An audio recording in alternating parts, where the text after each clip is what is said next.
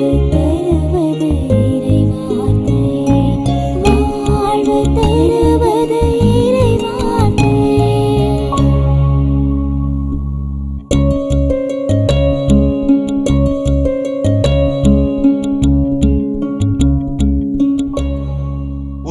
வாழும் மாதா தொலைக்காட்சியின் நண்பர்களே, உங்கள் அனைவரையும் வாழ்வு தரும் இறைவார்த்தை என்னும் இந்நிகழ்ச்சிக்கு வருக என்று தந்தையர்கள் நாங்கள் இருகரம் குவித்து அன்புடன் வரவேற்கின்றோம். அன்புமிக்கவர்களே, ஆண்டின் பொதுக்காலம் 20ஆம் ஞாயிறுக்கான வாசகங்களை நாம் இப்பொழுது கலந்துரையாட இருக்கின்றோம். உலகம் தர முடியாத அமைதியை உங்களுக்கு நான் தருவேன் என்று மொழிந்தவர் நம் ஆண்டவர் இயேசு. திருத்தூதர்கள் வழியாக இந்த வார்த்தைகளை அவர் நமக்கு வாக்குறுதியாகவே விட்டு சென்றிருக்கிறார். அப்படி அமைதியின் அண்ணலாக விளங்கிய ஆண்டவர் இயேசு திடீரென ஒரு புயலாக மாறுவது இன்றைய நற்செய்தியாக இருக்கிறது. ஆம், நான் தீயை மூட்ட வந்தேன், அமைதியையா கொண்டு வந்தேன் என்று நினைக்கிறீர்கள் என்று ஆண்டவர் இயேசு கேட்பது நமக்கு ஆச்சரியமாக இருக்கிறது. அவர் ஒரு அமைதியின் அண்ணல் அல்லவா? ஏன் இப்படி திடீரென புயலாக மாறி விடுகிறார்? தந்தை அவர்களே, லூக்கா நற்செய்தியில் வருகிற இந்த வாசகம் சற்று இடரலாக இருக்கிறது என்று பலர் நினைக்கிறார்கள். லூக்கா நற்செய்தியை நாம் தொடர்ந்து வாசித்து வருகின்றோம். லூக்கா நற்செய்தியிலே ஆண்டவர் இயேசு இன்றைய பகுதி 12ஆம் அதிகாரம், ஏற்கனவே 9ஆம் அதிகாரத்திலேயே அவர் ஒரு திண்ணமான தீர்க்கமான இலக்கு நோக்கிய பயணத்தை தொடங்கிவிட்டார். அந்த பின்னணியில் தான் நாம் இன்றைய வாசகத்தை பார்க்க வேண்டும். உண்மையிலேயே இயேசு அமைதியைத்தான் கொடுக்க விரும்புகிறார் என்பதை நாம் தெளிவாக புரிந்து கொள்ள முடிகிறது. நம்முடைய சிந்தனையின் இறுதியிலே அதை நாம் பெறுவோம் என்று நம்புகின்றேன். இந்த பின்னணியில் நாம் இயேசுவை பார்க்கின்றோம். இயேசு மிக வேகமாக, ஒரு விதத்தில் நீங்கள் சொல்றது போல தீவிரமாக இருக்கிறார். தீவிரவாதி அல்ல, தீவிரமாக தன்னை இறையாட்சி பணியிலே, இறையாட்சி பயணத்திலே ஈடுபடுத்தி கொண்டவர். அந்த சீடத்துவத்திலே தன்னோடு இணைகின்றவர்கள் அதே தீவிரத்தை காட்ட வேண்டும் என்பதுதான் அவருடைய நோக்கம். அதற்கு உவமானமாக, உவமையாக, உதவியாக அவர் இந்த தீ, வாழ், என்னுடைய திருமுழுக்கு, இரத்த திருமுழுக்கு என்றெல்லாம் அவர் பயன்படுத்துகிறார். தீவிர லட்சிய அர்ப்பணிப்பை இங்கே நாம் பார்க்க முடிகின்றது. மேலோட்டமாக இந்த வசனத்தை பார்க்கும் பொழுது, என் ஆண்டவர் அமைதியை கொடுப்பவரா, அல்லது இன்னும் சொல்ல போனால் இணைப்பவரா, பிரிப்பவரா? அந்த ஒரு பட்டிமன்றமே அப்படியே மனசுக்குள்ள போராடிட்டு இருக்குது. ஏன்னா இந்த சில நேரம் இன்னைக்கு நம்ம மேலோட்டமாக இறை வார்த்தையை கடந்துட்டு போயிடுறோம். மண்ணுலகில் தீயை மூட்ட வந்தேன்னொடனே அது வேற ஏதோ நம்ம புரிஞ்சுக்கிறோம். நம்ம சில நேரங்களில் ஆழமான கருத்துக்கள் இன்னும் நமக்கு தெளிவுபடவில்லை. அதனால இன்னும் ஆழமாக போகும்பொழுது எப்படிப்பட்ட உருவகத்தை நீங்கள் சொன்னீங்க, எப்படிப்பட்ட உருவகத்தை ஆண்டவர் பயன்படுத்துகிறார் என்று, ஏன் பயன்படுத்துகிறார், எந்த கால சூழ்நிலையில் இந்த வார்த்தை பயன்படுத்தப்பட்டது என்று நாம் தெரிந்து கொண்டோம் என்றால் அதற்கான அர்த்தம் இன்னும் ஆழமாக புலப்படும். மண்ணுலகில் தீயை மூட்டவே வந்தேன் அப்படின்னா, ஐயோ ஆண்டவர் சண்டை மூட்ட வந்திருக்கிறாரோ அப்படின்னு என்ன தோணுகிறது. ஆனால் ஆழமாக பார்க்கின்ற போது எருசலேமில் அந்த தென்மேற்கு பகுதியில் இந்த கெஹேனா அப்படின்ற ஒரு இடம், அங்கே எருசலேமில் இருக்கக்கூடிய அந்த குப்பைகள்லாம் எடுத்துகிட்டு போய் அங்கே தான் கொட்டுவாங்களாம். அது எப்போதும் எரிந்து கொண்டே இருக்குமா. அப்போ ஏற்கனவே இந்த மக்களுக்கு பழக்கப்பட்ட ஒரு இது கேள்விப்பட்டதான், தீ மூடுறது. அப்போ அந்த குப்பைகள் எல்லாம், தேவையில்லாததெல்லாம் எப்படி எரித்து அது தூய்மை பெறுகிறதோ அதை போல ஆண்டவர் இந்த தீமைகளை எல்லாம் அழித்து அந்த தீயை மூட்டுவேன் என்பது என்னன்னா, தீமைகளை அழிக்கக்கூடிய தீ, அந்த தீ நன்மை தரக்கூடிய தீ. அதை தான் ஆண்டவர் குறிப்பிடுகிறார். இயேசு தன்னிலேயே கனிவு உடையவர், இரக்கமுடையவர், இதயத்தில் தாட்சியும் சாந்தமும் உள்ளவர். இயேசு பிறப்பதற்கு முன்பே எசையா இறைவாக்கினர் இந்த மெஸ்ஸியா வாக்கு தத்தத்திலே 9ஆம் அதிகாரத்திலே அவர் சொல்வார், வலிமைமிகு இறைவன் என்றுமுள்ள தந்தை அமைதியின் அரசர் என்று அழைக்கப்படும். அவர் அமைதியின் அரசர். இதிலெல்லாம் மாற்று கருத்தில்லை. ஆனால் அதே நேரத்தில் இயேசு விரும்புகின்ற இறையாட்சி தத்துவத்திலும் மாற்று கருத்து இருக்க முடியாது. அதைத்தான் நாம் இங்கு வலியுறுத்தி சொல்கிறோம். எனவே இயேசு 3 முக்கியமான காரியங்களை சீடத்துவ விரும்பிகள் முன்னால் வைக்கின்றார். அது நம்ம முன்னால் வைக்கிறார் என்று நாம் சொல்லலாம். முதலில், மண்ணுலகில் தீ மூட்ட வந்தேன், அது இப்பொழுதே பற்றி எரிந்து கொண்டிருக்க வேண்டும் என்பதே என் விருப்பம். விவிலியத்தில் பல இடங்களில் தீயுடைய முக்கியத்துவத்தை அறிந்திருக்கின்றோம். கடவுளுடைய வெளிப்பாடே தீயாகத்தான் இருக்கிறது என்று நாம் உணர்ந்திருக்கின்றோம். தந்தை கோபி இப்போ தான் சொன்னது போல், அந்த கெஹேனா அந்த இடம், அந்த குப்பைகள் எரிகின்ற இடம், அதுதான் கடைசி காலத்தினுடைய தண்டனை தீர்ப்பினுடைய இடமாக இருக்கும். அதுதான் இயேசு கூட அந்த கெஹேனாவில் மலைப்பொழியின் பொழுது அந்த வார்த்தையை பயன்படுத்துவார். எரி நரகத்திற்கு உட்படுத்தப்படுவார்கள் என்று சொல்லும் பொழுது, அந்த எரி நரகம் என்பது தமிழ் சொல்லாடல், தமிழ் மொழியாக்கம். ஆனால் அங்கு பயன்படுத்தப்படுற வார்த்தை கெஹேனா என்பதுதான். எனவே அந்த எரிதல் எல்லாவற்றிற்கும் மேலாக அந்த நெருப்பு ஒரு பியூரிஃபையிங் ஃபயர் என்று சொல்வார்கள், தூய்மைப்படுத்துக, சுத்திகரம் செய்கின்ற நெருப்பாக இயேசு வருகின்றார். நம்மை புடமிடுகின்றவராக வருகின்றார். நமக்கு மாற்று சிந்தனை கொடுப்பவராக வருகின்றார். அந்த தீ பற்றி எரிந்து கொண்டிருக்க வேண்டும். திருமுழுக்கு யோவான் சொல்லுவார், அவர் அந்த சுடகை எரியும் சுடகையோடு வருவார், அந்த தீப்பொறியோடு வருவார் என்பதை நாம் நினைவு கூறுகின்றோம் இந்த இடத்துல. இங்கே சொல்லப்படுகிற இந்த தீ சுத்தமிடுகிற, சுத்தம் செய்கிற ஒரு தீ. அது அன்பு தீ, அது உண்மை தீ, நீதியின் தீ. அது உண்மைதான் ஃபாதர். அதாவது பழமை எரித்து புதுமையை கொணர்தல், அதே நேரத்தில் தீமை அழித்து நன்மையை கொணர்கின்ற தீ, இதெல்லாம் அந்த உருவமாக பயன்படுத்தப்படுகின்ற சொல். அதே நேரத்தில் இந்த இடத்துல ஆண்டவர் சொல்லுகின்ற வார்த்தை திருப்பி சொல்லுவார், இதை முடித்த பிறகு ஆயினும் அப்படின்னு சொல்லி நான் பெற வேண்டிய திருமுழுக்கு ஒன்று உண்டு. அப்போ இதெல்லாம் நடக்கும். எப்போ நடக்கும்? அவருடைய பாடுகள், அவருடைய இறப்பு, அந்த மகிமை அடைகின்ற நிலை, அதெல்லாம் முடிஞ்ச பிறகு நடக்கும் அப்படின்னு சொல்லிட்டு திருப்பி நான் பிளவு உண்டாக்க வந்தேன் அப்படின்வாரு. எதற்காக லூக்கா நற்செய்தியாளர் ஆண்டவருடைய இயேசுவினுடைய வாயின் வழியாக இந்த வார்த்தையை வைக்கிறார்? புற இனத்து கிறிஸ்தவர்களுக்கு எழுதப்பட்ட நற்செய்தி இது. புற இனத்து கிறிஸ்தவர்கள் எல்லாருமே ஒரு குடும்பத்திலிருந்து எல்லாருமே கிறிஸ்தவர்களாக மாறிடல. அதில் ஒரு சிலர் கிறிஸ்தவர்களாக இருப்பார்கள், ஒரு சிலர் புற இனத்தை சார்ந்தவர்களாக இருப்பார்கள். அதான் ஒரு வீட்லேயே அப்பா கிறிஸ்தவனாக இருந்தால் மகன் புற இனத்தை சார்ந்தவராக இருப்பார். ஆக அப்படி இருக்கிறப்ப யோசிச்சு பாருங்கள் அந்த சூழ்நிலையில். அதாவது போராட்டங்கள் நிறைந்த வாழ்க்கை. சில நேரங்களில் ஆண்டவருக்காக உங்களை நீங்கள் ஒப்பு கொடுக்கும் பொழுது குடும்பங்களில் பிளவு ஏற்படுறது ஒரு சகஜம்தான். ஆனால் அந்த போராட்டங்கள் மத்தியில் ஆண்டவர் உங்களோடு இருப்பார். அந்த அன்பு தீயானது, அந்த பகைமையை அழிக்கின்ற தீயானது உங்களை தூய்மைப்படுத்தி கொண்டே இருக்கும். எப்படி நெருப்பினால் புடமிடப்படுகிறதோ அதே போல ஒவ்வொரு கிறிஸ்தவனும் ஆண்டவருக்காக வரும்பொழுது புடமிடப்படுவார்கள். அப்பொழுது அந்த தூய்மைப்படுத்துதல் நமக்கு நடைபெறும் என்பதைத்தான் லூக்கா நற்செய்தியாளர் தெளிவாக சொல்லுகின்றார். 12:53 ஜூட் சொன்னது போல, தந்தை மகனுக்கும், மகன் தந்தைக்கும், தாய் மகளுக்கும், மகள் தாய்க்கும், மாமியார் தன் மருமகளுக்கும், மருமகள் மாமியாருக்கும் எதிராக பிரித்து வைத்திருப்பார். ஒரே குடும்பத்தில் ஒருத்தர் இயேசுவை பின்பற்றக்கூடியவர்களாக இருக்கலாம், இன்னொருத்தர் கிரேக்க கடவுள்களை பின்பற்றக்கூடியவர்களாக இருக்கலாம், இன்னொருத்தர் அந்த யூத மறை சட்டங்களை மட்டும் பின்பற்றக்கூடியவர்களாக இருக்கலாம். ஒரே இடத்துல அப்பா அம்மா பிள்ளைங்க அப்படின்னு சொல்லி இருக்கும்போது அங்கே எவ்வளோ பிரச்சனைகள் வரும். ஆனால் அந்த பிரச்சனைகள் மத்தியில் யார் உண்மை கடவுள், அதை நாம் புரிந்து கொள்ள வேண்டும். அதான் குறிப்பிடுகிறார். இயேசு முன் வைக்கின்ற மற்றொரு சவால் அந்த திருமுழுக்கு, அவர் பெற வேண்டிய திருமுழுக்கு என்பதை வலியுறுத்துகின்றார். திருமுழுக்கு என்பது வெறுமனே ஒரு சடங்கு அல்ல. நம்முடைய திருமுழுக்கு கூட நாம் வழக்கமாக அந்த அடையாளத்தை மட்டும் முன்வைத்து தண்ணீரை அடையாளமாக பயன்படுத்துகிறோம். அது முழுக்கு ஞானசானமா அல்லது தலையில் ஊற்றப்படுகிற சிறிது தண்ணீரா, இது அடையாளம்தான். ஆனால் மூழ்கி எழுவது என்பது இயேசு கிறிஸ்துவின் இறப்பிலே பங்கேற்று அவருடைய உயிர்ப்பிலே புது வாழ்வுக்கு எழுவது. அதுதான் மூழ்கி எழுவது என்று சொல்கிறோம். மூழ்கும் பொழுது நாம் திணறுகின்றோம், ஆல்மோஸ்ட் டெட் என்று சொல்வார்கள். நாம் இறப்பை சந்திக்கின்றோம், அது பழைய வாழ்வுக்கு. அந்த ஜூட் சொன்னது போல் அந்த நெருப்பு எப்படி புடம் போட்டு புரிதப்படுத்தும், அதுபோல் பழையதுக்கு நாம் இறப்பது, பாவத்துக்கு இறப்பது, புதிய வாழ்வுக்கு உயிர்ப்பது. எனவே இயேசு சொல்கிறார் தன்னுடைய இந்த திருமுழுக்கு, சிலுவை திருமுழுக்கு, இரத்த திருமுழுக்கு.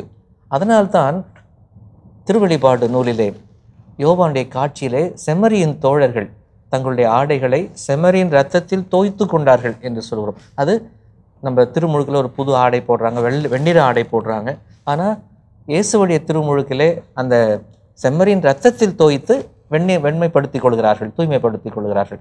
எனவே இந்த இயேசுடைய பாஸ்கா வாழ்வுக்கு அழைப்பாக நான் எருசலேம் நோக்கி போகிறேன், என்னுடைய சீடர்கள் இந்த எருசலேமில் என்னுடைய பயணத்தில் இணைப்பவர்களாக, அங்கு எருசலேம் நிகழ்விலே பங்கேற்பவர்களாக இருக்க வேண்டும் என்பதற்கு ஒரு அழைப்பாகும் இந்த திருமுழுக்கை நாம் பார்க்க முடிகின்றது. தீர்ப்பிடுவதன் அடையாளம் தீ. இங்கே குறிப்பிடப்படும் தீயானது துப்புரவாக்கும் தீ, நல்லோரை தீயோரை நின்று பிரித்தெடுக்கும் தீ. ஆகவேதான் தொடர்ந்து திருமுழுக்கு யோவான் அழகாக சொல்லுவார், அவர் சுளகை தம் கையில் கொண்டு கோதுமை பதரை தனித்தனியாக அவர் பிரித்தெடுப்பார். கோதுமை களஞ்சியத்தில் சேர்ப்பார், பதரையோ அவியாத நெருப்பில் அவர் சுட்டெரித்து விடுவார் என்று சொல்லப்படுகிறது. அநீதியை கண்டு ஆண்டவர் இயேசு கொதித்தெழுவார். அநீதியை கண்டு நாமும் கொதித்து எழ வேண்டும். அப்படிப்பட்ட ஒரு தீயை மூட்ட வேண்டும் என்பதைத்தான் இந்த பகுதி சொல்லுகிறது. நீதிக்கான போராட்டத்திலே நாம் அதில் பங்கெடுக்க வேண்டும் என்கிற ஒரு அறைகூவலை இந்த பகுதி நமக்கு விடுகிறது. இன்னைக்கு அமைதின்றது போராட்டம் இல்லாமல் அமைதி இருக்காது. நம்ம இன்னைக்கு அமைதின்றது ஒரு மேலோட்டம் பார்க்குறோம். அமேசான்லேயோ ஃப்ளிப்கார்ட்லேயோ அமைதி ஆர்டர் பண்ண முடியாது. அமைதி வழி வாழ்வு என்பது பிளவுகள் வழி, அந்த துன்பங்கள் வழி. சிலுவை இல்லை என்றால் உயிர்ப்பு இல்லை. ஆண்டவர் நேரடியாக உயிர்த்தெழுதல் மாதிரியான ஒரு ஜீபூம்பா மாயாஜாலம் செய்திருக்கலாம். ஆனால் அப்படி செய்யலை. அந்த அமைதி என்பது எதை சொல்லுகிறார் என்றால், அவர் தன்னையே ஒப்புரவாக்கினார். அந்த ஒப்புரவாக்கப்பட்ட தீயின் வழியாக நாமும் ஒப்புரவாக்கப்பட வேண்டும், தூய்மை பெற வேண்டும். அப்போ துன்பங்கள் வழியாக, பாடுகள் வழியாக, பிளவுகள் வழியாக, சில நேரங்கள் வேற்றுமைகள் இருக்கலாம், அதையெல்லாம் கடந்த அந்த அமைதியை கொண்டு வரும் பொழுதுதான், அதுதான் அமைதி தீ. அதைத்தான் ஆண்டவர் இங்கே பற்ற வைக்கின்றார். அந்த அமைதி தீயானது ஒவ்வொரு கிறிஸ்தவருடைய உள்ளத்திலும் இல்லத்திலும் இருக்க வேண்டும் என்பதுதான் ஆண்டவருடைய விருப்பம். ஆண்டவர் இயேசுடைய மூன்றாவது உருவகம் அல்லது மூன்றாவது பயன்பாடு அந்த பிரிவினை ஏற்படுத்துவது. இதற்கு இணையாக இருக்கின்ற மத்தேயு நற்செய்தி 10ஆம் அதிகாரம் 34 நான் உலகிற்கு அமைதி கொணர வந்தேன் என எண்ண வேண்டாம், அமைதியே அல்ல வாளையே கொணர வந்தேன். இங்கே வாழ் பற்றி சொல்லப்படவில்லை, ஆனால் அந்த கருத்தை பிளவை மிக தெளிவாக சொல்கிறார். வாழ் வெட்டுகிறது, துண்டாடுகிறது, கூறு போடுகிறது, பிரிக்கிறது. அது தெளிவாக இருக்கிறது. இயேசு இந்த பிளவை எங்கே வைத்து காட்டுகிறார் என்றால் குடும்ப உறவிலே வைத்து காட்டுகிறார். இயேசுவின் காலத்திலே, இன்னும் அதற்கு முன்னால் யூதர்களுடைய பாரம்பரியத்திலே குடும்பம் ஒரு புனிதமான உறவாக, நெருக்கமான உறவாக கருதப்பட்டது. இன்று நாம் குடும்பம் ஒரு குட்டி திரு அவை என்றெல்லாம் சொல்லுகிறோம். ஆனால் அன்று வாழ்வு இயலிலே, வாழ்கின்ற விதத்திலே குடும்பங்கள், உதாரணமாக தோபித்து குடும்பம் நமக்கு தெரியும். பழைய ஏற்பாட்டிலே ஆபிரகாம், சாரா இவருடைய குடும்பம், எத்தனையோ குடும்பங்களை நாம் பார்க்கலாம். எப்படி இந்த குடும்ப உறவு, குடும்ப பந்தம் மிக உறுதியாக இருந்தது. எல்லாவற்றுக்கும் மேலாக நாசரேத் குடும்பம் கூட பார்க்கின்றோம். அந்த யூதர்களுடைய பாரம்பரியத்திலே அந்த குடும்பத்து உறவுக்கு அவ்வளவு முக்கியத்துவம் இருந்தது. ஆனால் இயேசுவை பார்க்கிறேன் என்றால் அந்த புனிதமான மிக இறுக்கமான பந்தமாக கருதுகிற அந்த குடும்ப உறவில் போய் கை வச்சிடறார். அப்போ அவருடைய அந்த இறை அரசு தீவிரத்தை எங்கே காட்டுறாருனாக்கா, ஏதாவது உதாரணம் எடுத்துருக்கலாம். குடும்பத்தில் போய் வாழ வச்சுட்டார், குடும்பத்தில் போய் வெட்ட ஆரம்பிச்சிட்டார். அங்கே பிளவுகளை ஏற்படுத்துவதாக சொல்லுகிறார். இவர் ஏற்படுத்துகின்ற பிளவுகளா அல்லது இவர் ஏற்றுக்கொண்டவர்கள் சந்திக்கின்ற பிளவுகளா அப்படி நம்ம இதை பார்க்கலாம். ரொம்ப அழகா சொன்னீங்க. இதை ஏற்றுக்கொண்டவர்கள் தங்கள் வாழ்க்கையில் விழுமியங்களுக்காக, மதிப்பீடுகளுக்காக, இறையாட்சியினுடைய இந்த பண்புகளுக்காக அவர்கள் நிற்கிற பொழுது சந்திக்கின்ற போராட்டம், சந்திக்கின்ற சவால், அதுதான் உருவாக்குகிற பிளவு. அந்த இயேசுவை ஏற்றுக்கொண்டதற்காக அந்த இல்லங்களில் அவர்கள் படுகின்ற துன்பங்கள், வேதனைகள், உதாரணத்துக்கு அந்த புரையணத்திலிருந்து கிறிஸ்தவராக மாறினவர் ஒரு கிரேக்க கடவுளை வழிபடுகின்றவர், அப்பாவும் பையனும் ஒரே வீட்டில் இருந்தால் எப்படி இருக்கும்? இப்போ நம்ம குடும்பங்களே நடக்கிறது தான். இப்போ 2 பேர் வெவ்வேறு மதமாக இருக்கும் பொழுது, ஒரே குடும்பத்தில் வாழும்பொழுது எப்படிப்பட்ட சிக்கல்கள் வரும்? அதன் வழியாகத்தான் ஆண்டவர் அந்த அமைதியை போதிக்கிறார். அந்த வாழ் என்றது இருபக்கம் கருக்கு வாய்ந்த அந்த வாளின் கூர்மையானது. ஏன்னா அது ஒரு உருவகம் தான். அந்த ஆண்டவருடைய வார்த்தையை ஏற்றுக்கிறப்ப எனக்கு ஏற்படுகின்ற போராட்டங்கள் மத்தியில் நான் கடைசி வரைக்கும் ஆண்டவர் என்னை நிச்சயமாக காப்பாற்றுவார் என்ற நம்பிக்கையில் நான் உணர்ந்திருக்கிறேனா. இன்றைய குடும்ப பிளவுகள் என்று சொல்லும்போது பெரிய பெரிய காரியங்கள் நாம் நினைத்து பார்க்க வேண்டியதில்லை. சாதாரண நம்முடைய இன்றைய குடும்ப வாழ்க்கையில் கூட எப்படி கருத்து வேறுபாடுகள் வருவது, சில முடிவுகள் குடும்பத்துக்காக, இன்றைக்கி இது வாங்கலாமா, அது வேணுமா, இன்றைக்கி இந்த பணத்தை எது செலவு பண்ணலாமா, அப்படி என்ற சின்ன சின்ன கருத்து. ஆனால் நீங்கள் சொன்ன மாதிரி விழுமியங்கள் வைத்து, இன்றைக்கி ஞாயிற்றுக்கிழமை பூசைக்கு போகிறதுல கட்டாயமாக அங்கே வந்து பிளவுகள் இருக்கும். ஒருத்தர் இந்த போலான்னு வாங்க, இல்லை மழை பெய்யுது இன்னைக்கு வேணாம் விட்டுடலாம் அப்படின்னு வாங்க. ஒரே கடவுளை தான் ஏற்றுக்கொள்கிறோம், இயேசுவை தான் நான் நம்புகிறோம். ஆனால் நமக்குள்ள இருக்கக்கூடிய இந்த சின்ன சின்ன கருத்து வேறுபாடுகள் இன்னைக்கு நிறைய குடும்பம் பிரிந்தே கிடக்கு. மிக நன்றாக சொன்னீர்கள். சீடத்துவ வாழ்க்கை ஒரு மிகப்பெரிய போராட்டம். அந்த போராட்டத்திலே விழுமியங்களுக்கு நாம் நிற்க வேண்டும். இன்றைக்கு முதல் வாசகம் நமக்கு எரேமியா நூலிலிருந்து எடுத்தாளப்படுகிறது. மிகவும் குறிப்பாக எரேமியாவுக்கு ஒரு பெரும் துன்பம். இங்கே அவர் சொல்கிறார், நான் பெற வேண்டிய திருமுழுக்கு ஒன்று இருக்கிறது என்பது போல அவர் அப்படி ஒரு திருமுழுக்குள்ளாக கடந்து எழுந்து வருகிறார். பாழும் கிணற்றிலே தூக்கி போட்டு அந்த மனுஷனை படாத பாடுபடுத்துகிறார்கள். நீங்கள் சொல்கிறத பார்த்தா எரேமியா வந்து சேற்றின் திருமுழுக்கு பெற்றிருக்கிறார். அல்ல, எரேமியா வந்து அவரே சொல்வது போல் அவருடைய அந்த அழைப்பின் பொழுது, நான் சிறு பிள்ளை, உண்மையில ஒரு சிறு பிள்ளை தான், ரொம்ப சாஃப்ட், ரொம்ப மென்மை அவர். ஆனால் அவருக்கு வந்த கால கட்டம் இருக்குதே, கதி இருக்குதே, அவருடைய இறைவாக்கு பணிக்காலம் மிக மிக நெருக்கடியான காலம். போர் மேகம் எப்பொழுதும் சூழ்ந்திருந்த காலம். இஸ்ராயல் மக்களுடைய வரலாறு தாழ்ந்து போன காலம். அவருடைய இறைவாக்கு பணி காலம். எனவே அவர் விரும்பினாரோ இல்லையோ அவருடைய பணியும் கஷ்டமான பணி. நீங்கள் சொன்னது போல போராட்டமான இறைவாக்கு பணியை அவர் மேற்கொள்ள வேண்டியிருந்தது. அதனால்தான் அவருடைய புத்தகம் முழுவதுமே ஆங்காங்கு அப்படி உடைந்து போய்விடுவார். நீ என்னை மயக்கி விட்டேன், நான் மயங்கி போய்விட்டேன், எனக்கு போதும் இது என்று. அதே நேரத்தில் தனக்குள் வைத்திருக்கிற இறை வார்த்தையை சொல்ல முடியாமல் நெருப்பு போல கனக்கிறது எனக்கு உள்ள, நான் சொல்லிதான் ஆக வேண்டும் என்று அவர் உணர்வதையும் அழுவதையும் நாம் இந்த அவருடைய புத்தகத்தை பார்க்க முடிகிறது. மெல்லவும் முடியாமல் முழுங்கவும் முடியாமல் தவித்தவர்கள் எரேமியா இறைவாக்கினர் போல யாருமே கிடையாது. அவர் ஆண்டவர் அழைத்த பொழுது இவரை போன்ற அழைப்பு யாருக்கும் எனக்கு வந்ததாக தெரியவில்லை. தாயின் வயிற்றில் உருவாகும் முன்பே, அந்த வசனமே பயங்கரமான வசனம். கரு உருவானாதான் ஒரு உயிரே இருக்குன்னு அர்த்தம். ஆனால் கருவிலேயே நீ உருவால, ஆனால் என்னுடைய சிந்தனையில் இருக்கிறாய். மக்களிடங்களுக்கு இறைவாக்கனம் ஏற்படுத்தினோன்னா அப்படியே பயங்கரமாக அவருடைய பணிகள்லாம் பயங்கரமாக இருந்துச்சு. கடைசியில் பாழுங்க நேரத்தில் உட்காந்துருப்ப என்ன யோசிச்சிருப்பாரு. இதுதான் நினைப்பதற்கு இல்லைங்களா? கண்டிப்பா அவருடைய நினைப்பு, ஆண்டவரே நீ என்ன சொல்லி என்னை கூப்பிட்ட, உன்னை வெண்கலச்சுவராக இரும்புச்சுவராக நான் இருந்து உன்னை காப்பாற்றுவேன்ன, பாலும் கிணத்துல இருக்கிறேன். அதாவது இவர்கள் அந்த பாலும் கிணற்றில் தள்ளுவது எதனுடைய அடையாளம்னா, அவனுடைய இரத்தமின் கரங்களில் படக்கூடாது. ஒரு முறை வெட்டிட்டா ஒரே முறை தான் உயிர் போயிடும். ஆனால் பாழுங்கிணற்ற விழுந்து உணவில்லாமல், உடை இல்லாமல், அது நீர் இல்லாமல், ஆகாரம் இல்லாமல் ஒவ்வொரு நாளும் சாகிறதுன்றது கொடுமையின் உச்சக்கட்டம். அந்த வேதனை அனுபவிக்கிறான் அந்த செதேக்கியா அரசன். அவனுக்கு 2 மனநிலை. ஒன்று வந்துட்டு ஆண்டவர் வாக்கு கேட்கறதா, அல்லது இந்த மக்கள் இவங்க மற்றவங்க சொல்கிற முறையீட்டை கேட்குறதா. அப்படின்றப்ப ஆண்டவருடைய வாக்கு கேட்க வேணாம், இவங்களுக்கு நாம் ஏற்றவாறு இருந்துக்கலாம் அப்படின்னு சொல்லிட்டு ஒரு நிலையற்ற தன்மை செதேக்கியா அந்த அரசன்ட்ட மாட்டிட்டு எரேமியா அங்கே பாழுங்கன்று உழன்று கொண்டு இருக்கின்ற பொழுது அவருடைய மனநிலை எப்படி இருக்கும்? கடவுளுக்காக நம்பிக்கையுள்ள ஊழியர்களாக இருக்கும் பொழுது நிச்சயமாக போராட்டம் நிறைந்த வாழ்க்கை தான். மாந்தர் அனைவரிலும் சாந்தமிகு மானிடராய் திகழ்ந்தார் என்று எண்ணிக்கை நூலில் நாம் வாசிக்கிறோம் 12ஆம் அதிகாரம் 3ஆம் வசனத்தில். அப்படிப்பட்ட மோசேயவே ஆணவம் கொண்டவராக அந்த மக்கள் பார்த்தார்கள். அதே போல யோபு ஒரு நீதிமான். அவருடைய நண்பர்கள் என்ன செய்தார்கள்? பாவியாக பார்த்தார்கள். இயேசு பெயல்செபூலை கொண்டு போய் ஓட்டுகிறான். அது ஆண்டவருக்காக நாம் போராட்டம் நிறைந்த வாழ்க்கை வாழும் பொழுது, நிச்சயமாக உண்மையை பேசும் பொழுது, நீதிக்காக நிற்கும் பொழுது பல சங்கடங்கள் வரும். ஆனால் அதிலும் ஆண்டவர் மீது நம்பிக்கையோடு இருந்தார். எரேமியாவுடைய வாழ்வுக்கும் இயேசுடைய வாழ்வுக்கும் நிறைய தொடர்புகள் இருக்கிறது. பார்த்தா எரேமியா யாருக்குமே பயப்படல. ஆண்டவர் என்ன சொன்னாரோ தைரியமாக சொன்னார். அதே போல் தான் ஆண்டவர் இயேசுவும் அங்கே இருக்கக்கூடிய தலைமைகளுக்கும் மற்றவர்களுக்கு யாருக்குமே தந்தை என்ன சொன்னாரோ அதை சொன்னார். பிலாத்து முன்னிலையில் ஆண்டவர் நிற்கும் போது இயேசுவின் மீது குற்றச்சாட்டே தான், இவன் கலகக்காரன், மக்களிடையே கலகத்தை உண்டாக்குகிறான். இன்றைக்கு இந்த எரேமியாவுடைய இந்த முதல் வாசகத்தில் நாம் பார்க்கிறோம், இவன் அதே போல் மக்களிடையே குழப்பங்களை ஏற்படுத்தி கொண்டு இருக்கிறான் அப்படின்னு சொல்லிட்டு. அங்கே இயேசுக்கு தீர்ப்பிடும்போது பிலாத்து சொல்கிறான், நைஸாக கை கழுவிட்டு, இது என் பிரச்சனை இல்லைப்பா, நீங்களே பார்த்துங்க அப்படின்னு சொல்லிட்டு.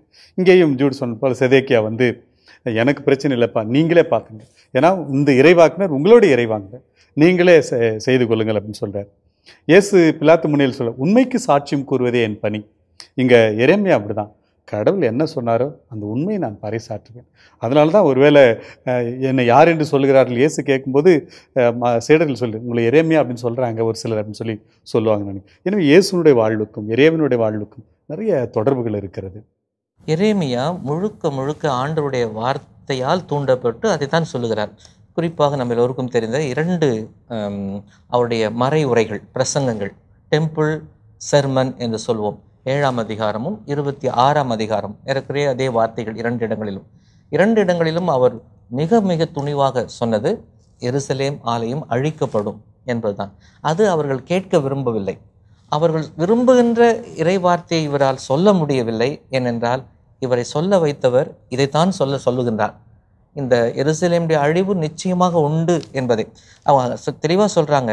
இவன் இவ்வாறு பேசி இந்நகரில் எஞ்சி உள்ள போர் வீரர்களை, மக்கள் அனைவரையும் மனம் தளர்ந்து போக செய்கின்றான்.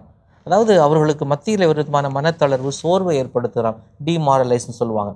அந்த வேகம், அந்த அர்ப்பணிப்பு, அந்த உற்சாகம், நம்பிக்கை எல்லாத்தையும் அவன் வற்றி போக செய்கிறான். அதனால் இவன் இல்லாமல் போகிறது நல்லது, நம்ம மக்கள் நல்லா துணிந்து போராடுவார்கள் என்ற அந்த நம்பிக்கை ஏற்படும். அதனால் செதேக்கியா அரசன் உங்கள் விருப்பப்படி செய்யுங்கன்னு சொல்கிறான். அவனை போய் தண்ணீர் இல்லாத சேறு மட்டுமே இருந்த அந்த அந்த கிணற்றுக்குள் இறக்கி அவன் புதைந்து போக, மடிந்து போக செய்கிறார்கள். நீங்கள் விளக்கமாக சொன்னீங்க அந்த சாவு அவர்கள் விரும்பினார்கள் என்று. ஆனால் அந்த நேரத்திலே நாம் பார்க்கின்றோம், ஆண்டவர் இன்னொருவரை பயன்படுத்தி அதே செதேக்கியா அரசனிடம் போய், இவன் சாவது நல்லதல்ல என்று அவனுக்கு உணர்த்தி அதே சிதேக்கியா அரசன் அவனை வெளியிலே கொண்டு வர செய்வதை பார்க்கின்றோம், விடுதலை கொடுக்கின்றோம்.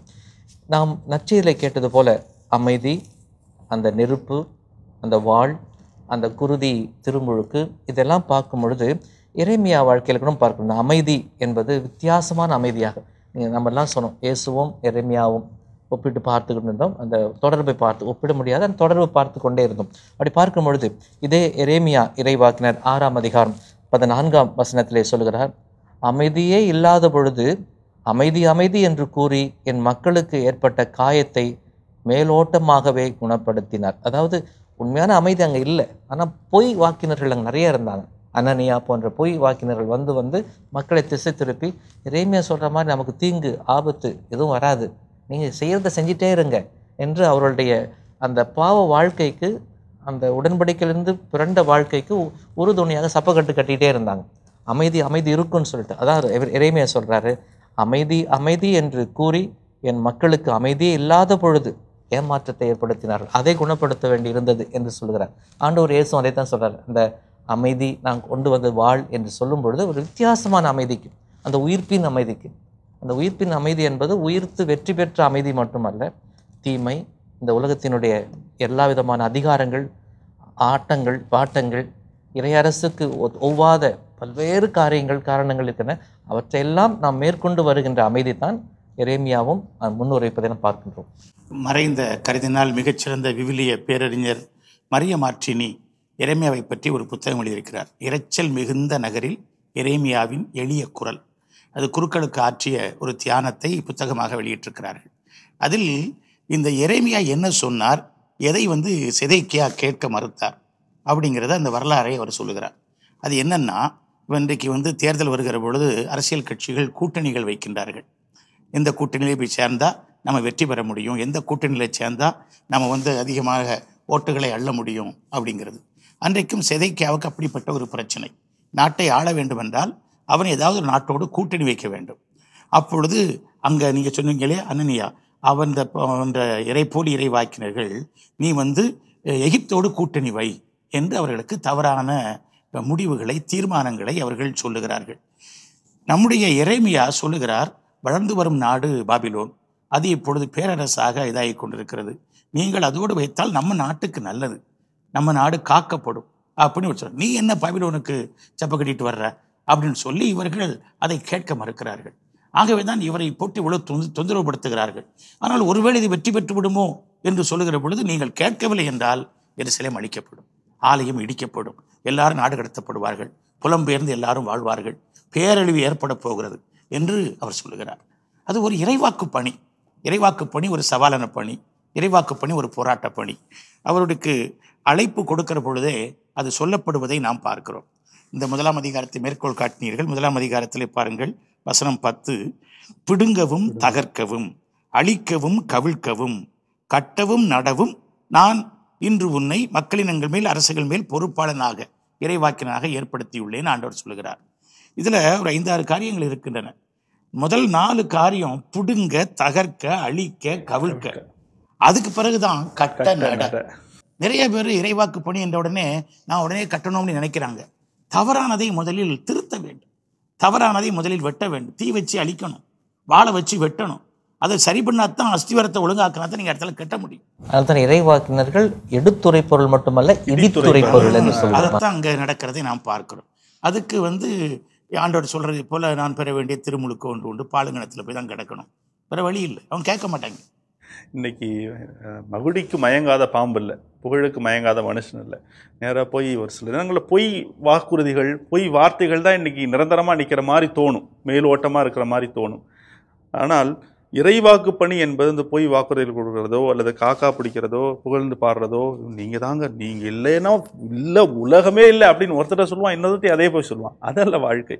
தவறு என்றால் தவறு, சரி என்றால் சரி. இன்றைக்கி குருக்களாகட்டும், துறவியராகட்டும், பொதுநிலையராகட்டும், நம்ம குடும்பங்களில் கூட, நம்ம திரு அவையில் கூட சரி என்றால் சரி என்று சொல்லுகின்ற கிறிஸ்தவர்கள் தான் தேவை. கிறிஸ்தவ வாழ்க்கை விழுமியங்களோடு கூடிய ஒரு சீடத்துவ வாழ்க்கை, கிறிஸ்தவ வாழ்க்கை சவால் நிறைந்த வாழ்க்கை. அந்த கிறிஸ்தவ வாழ்க்கையை எபிரேயருக்கு திருமுகம் எழுதிய ஆசிரியர் இன்னொரு வரைபடமாக காண்பிக்கிறார். கிறிஸ்தவ வாழ்க்கை ஒரு ஓட்டப்பந்தயம் என்று அவர் குறிப்பிடுகிறார். ஓட்டப்பந்தயங்களை நாம் பார்த்திருக்கிறோம். கிறிஸ்தவ வாழ்க்கை என்பது தொடர் ஓட்டப்பந்தயம். இந்த 4 பேர் ஓடுவார்கள். ஒவ்வொருத்தரும் சரியாக ஓடணும். ஓடினா தான் அவங்க வெற்றி பெற முடியும். ஒருத்தர் கொஞ்சம் சுலவாகி போச்சுன்னா அந்த டீமே தோற்று போயிடும். இங்கே நம்மை சூழ்ந்து நிற்கின்ற மேகம் போல இத்தனை விசுவாச சாட்சிகள். இப்போ நம்ம பார்த்த இந்த எரேமியாவை எல்லாம் சேர்த்துக்கொள்ளலாம். இவர்கள் நம்மெல்லாம் நிற்க நாம் நம்முடைய பகுதியை சரியாக ஓடணும், நம்முடைய வாழ்க்கையை சரியாக அமைக்கணும் என்று இன்றைக்கு 2ஆம் வாசகம் மிக அற்புதமான ஒரு வாசகம். அந்த வாசகம் நம்முடைய கண்களை இயேசுவின் மீது, இயேசுவினுடைய பாடுகள் மீது, இயேசுவினுடைய லட்சியத்தின் மீது நிலை குத்தி நிற்கும்படியாக அழைக்கிறது. பல சாட்சிகள் நாம் என்று சொல்கிறோம், மறை சாட்சிகள், வேத சாட்சிகள், புனிதர்கள் என்றெல்லாம் சொல்கிறோம். விவிலியத்தில் எத்தனையோ அப்படிப்பட்ட சாட்சிகள் இருக்கிறாங்க. அதெல்லாம் நமக்கு உற்சாகம் தருகிறார்கள். எல்லாவற்றிற்கும் மேலாக நீங்கள் குறிப்பிட்டது போல் நம்முடைய கண்களை பதிக்க வேண்டியது, அருமையான வார்த்தை இதை, நம்பிக்கையை தொடங்கி வழி நடத்துபவரும் அதை நிறைவு செய்பவருமான, என்ன அருமை பாருங்களேன், இயேசுவின் மீது கண்களை பதிய வைப்போம். ஸோ நம்முடைய இந்த லட்சிய வாழ்வு பயணத்திலே, ஓட்டத்திலே நம்முடைய முழு கவனம் அந்த எப்படி இந்த கடைசியாக அந்த டார்கெட்டை போய் அடையிறதுக்கு தான் ஓடுவாங்க, அதை நோக்கி போவாங்க. அது போல் நம்ம இயேசு கிறிஸ்துவை நம்முடைய இலக்காக வைத்து அவருடைய முன் மாதிரியை பின்பற்றி நாம் ஓடும் பொழுது நிச்சயமாக இந்த இறை அரசு பயணத்தை தொடர முடியும் என்பதை தெளிவாக்குகிறார்கள். இந்த முதல் 2 வசனத்திலேயே கிறிஸ்துவ வாழ்க்கையினுடைய சாராம்சத்தை எபிரேய ஆசிரியர் தெள்ள தெளிவாக சொல்லிவிட்டார். இந்த 12ஆம் அதிகாரம் 1 முதல் 13 வரை ஒரு சோதனை வருகிறது, இடர்பாடுகள் வருகிறது என்றால் அதில் உறுதியுடன் இருக்க 3 விதமான காரணங்களை கொடுக்கிறார் ஆசிரியர். 1, இயேசுவையும் அவர் ஏற்ற துன்பங்களையும் கண்ணோக்கி பார்த்தல், அதான் இன்னைக்கு குறிக்கப்பட்ட வாசகம். 2வது, புனிதர்களின் உறவை, நமக்கு முன் வாழ்ந்த நம்பிக்கையின் சாட்சிகளை மனதில் கொள்ளுதல். 3வது, தந்தையிடமிருந்து வெற்றி வாகை பெறுவதற்குரிய தேர்வாக கருதுதல். ஆக இது 3 தான் சோதனைகளுக்கான அந்த நேரத்தில் தான் அப்படி செய்யும் பொழுது எனக்கு சாட்சிகளாக மேகங்களே சாட்சிகள், வானமே சாட்சி. சில நேரங்களில் நமக்கு இவ்வளவு ஆண்டவருக்காக செய்கிறேன், இன்னைக்கு யார் எனக்காக சாட்சி சொல்ல வருது? கவலைப்படாத, வானத்தில் இருக்கின்ற மேகங்களே உனக்கு சாட்சி சொல்லும். அதைத்தான் அப்ப உன் கண்களை ஆண்டவரின் மேல் பதியவை, உன் குறிக்கோளோடு போய்கிட்டே இரு, அவர் உன்னைய பார்த்துட்டு இருக்கிறார். கிறிஸ்தவ வாழ்க்கை ஒரு போராட்டம், கிறிஸ்தவ வாழ்க்கை ஒரு சவால் நிறைந்த ஒரு ஓட்டப்பந்தயம், கிறிஸ்தவ வாழ்க்கை கிறிஸ்துவின் விளிம்பங்களை கொண்டு வாழ வேண்டிய ஒரு வாழ்க்கை. இந்த வாழ்க்கையிலே நாம் எப்படி வாழ வேண்டும் என்று இன்றைய இறைவார்த்தை நம் அனைவருக்கும் அழைப்பும் அறைகோவலும் எடுத்திருக்கிறது. பாவிகளால் தமக்கு உண்டான எந்த எதிர்ப்பையும் மன உறுதியோடு தாங்கிக் கொண்ட இயேசுவை எண்ணி பாருங்கள், அப்போது நீங்கள் மனம் சோர்ந்து தளர்ந்து போக மாட்டீர்கள் என்று இந்த வார்த்தை நமக்கு உறுதி தருகிறது. ஆகவே நம் மனக்கண்களில் இயேசுவை முன்வைத்து இந்த வாழ்க்கையை நாம் வெற்றியாக்கி ஒரு சாட்சிய வாழ்க்கையாக்கி வாழுவோம். அதற்கான திருவருளை இன்றைய நாளில் நாம் சிறப்பாக இறைஞ்சுவோம். அன்புமிக்கவர்களே, வாழ்வு தரும் இறை வார்த்தை என்னும் இந்நிகழ்ச்சி இத்துடன் நிறைவுக்கு வருகிறது. மீண்டும் அடுத்த நிகழ்ச்சியில் தந்தையர்கள் நாங்கள் உங்களை சந்திக்கும் வரை அன்புடன் விடைபெறுகிறோம். இயேசுவுக்கு புகழ், இயேசுவுக்கு நன்றி. மரியே வாழ்க.